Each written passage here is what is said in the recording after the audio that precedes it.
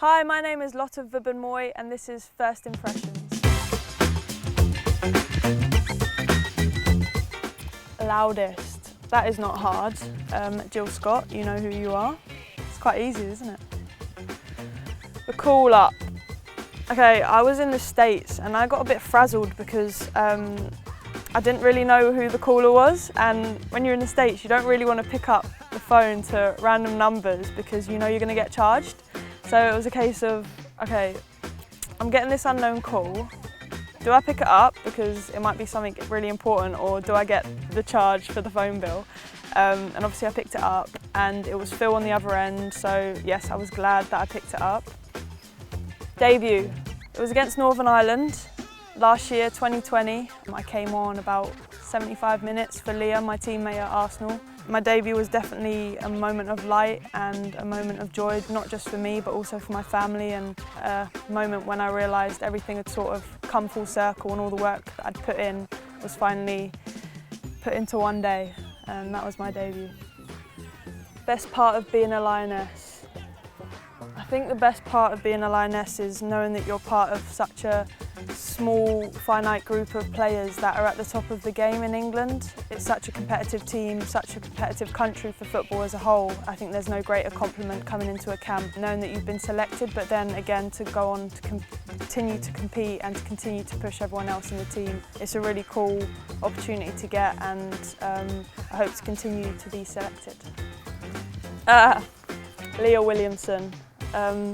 I've played with her for about 4 or 5 years now. I made my Arsenal debut with her.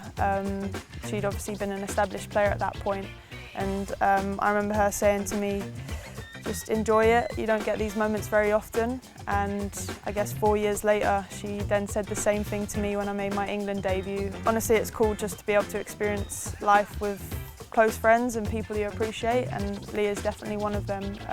We see eye to eye, we get each other, and we're both lifelong Arsenal supporters, so it's cool to then take that from the Arsenal setting into this team and push each other from there.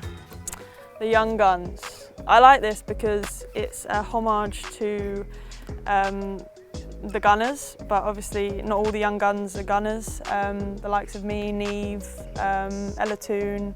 So I guess us Young Guns, we've been together since the under-15s, and we've got a bond that has grown through 6-7 years. When you actually get onto the pitch, it is so much easier to play just because you know you've got your mates around you, you know you feel free, you know you've got confidence put in you by the players around you. We're an exciting group of people, group of players, and I think that's important when I say that it's not just players, we're people as well. We've supported one another, we've pushed each other, not just on the pitch and off the pitch as well.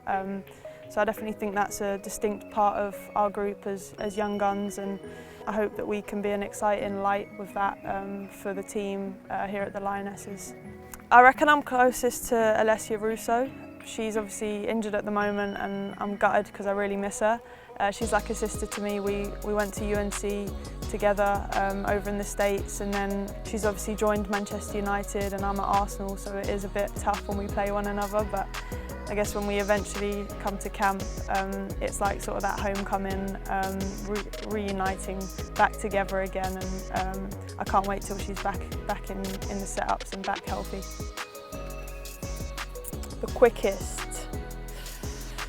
This is a tough one because I think it depends on the context. Lauren Hemp is definitely fast as lightning. But then you've also got Lucy Bronze, who would chase down any ball and probably get there even in the 90th minute when everyone's gassed and tired. I'd like to put my name up there, but I'm afraid I can't.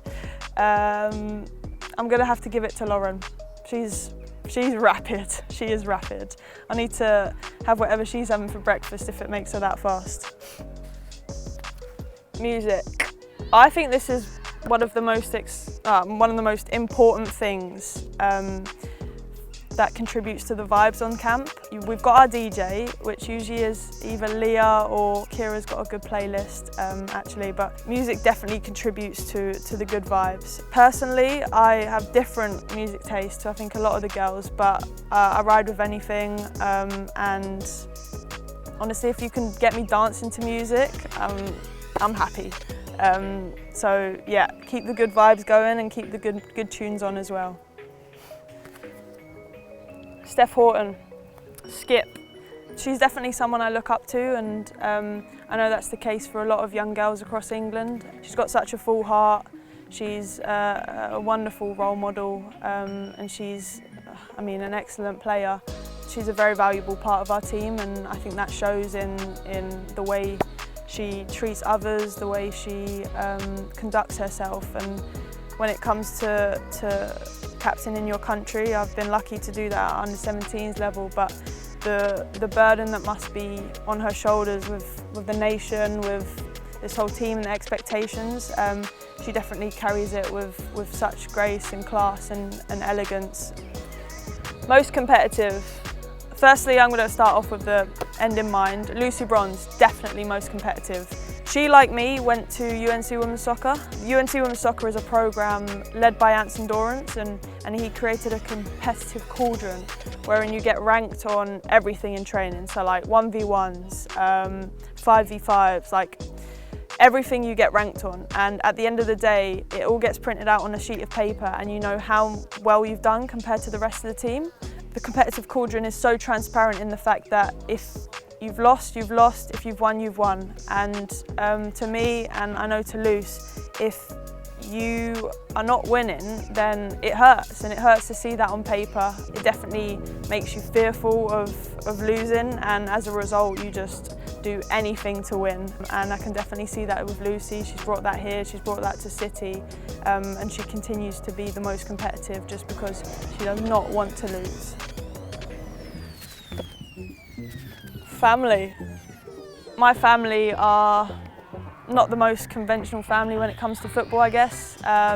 Mum never really loved football. She supported Watford, lived in Watford, and my dad still is a cyclist, so the football knowledge was limited in our house. At that time we didn't have Sky Sports or anything, so it was the occasional game that came on BBC that upholstered our football knowledge. I definitely know that without them I wouldn't be where I am today, not just in a footballing sense, but for me as a person. And at the end of the day, that's who steps out onto the pitch. First you as a person, and then everything that you've acquired as a player. I'm so thankful for my family, my mum, dad, my sister. Even though they don't know much about football, they know a lot about life, and they love me. And particularly when I got that first call up and I made my debut, there was nothing but congratulations, because they knew how hard I'd worked to get to this moment, and I hope to continue to make them proud. I love them so much.